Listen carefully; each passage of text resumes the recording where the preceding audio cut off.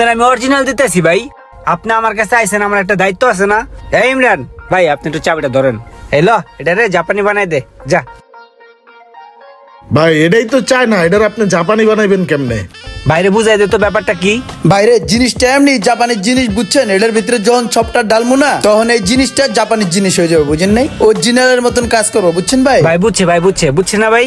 আমার এটাতে কোনো সফটওয়্যার মারা যাবো না? ভাই কইলাম তো এটা চায়না মাল, এটা হালায় দেন, এটা চলে না। এইসব চায়না মাল চলে নাকি ভাই কোন এই যুগে?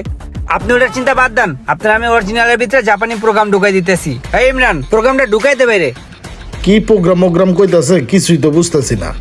ভাই এটার দাম পড়বো কয় টাকা? আরে ভাই, আপনার দাম লয়ে কি লেগে টেনশন করতেছেন? আপনার দাম নিয়ে কি আমি কিছু কইছি? ভাই হয়ে গেছে। এই লন ভাই, হয়ে গেছে। দাম বেশি না ভাই, 15,000 টাকা। রে ভাই কি চাবি দিল?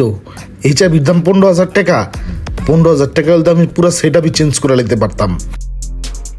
হ্যাঁ ঠিক আছে তো, 100।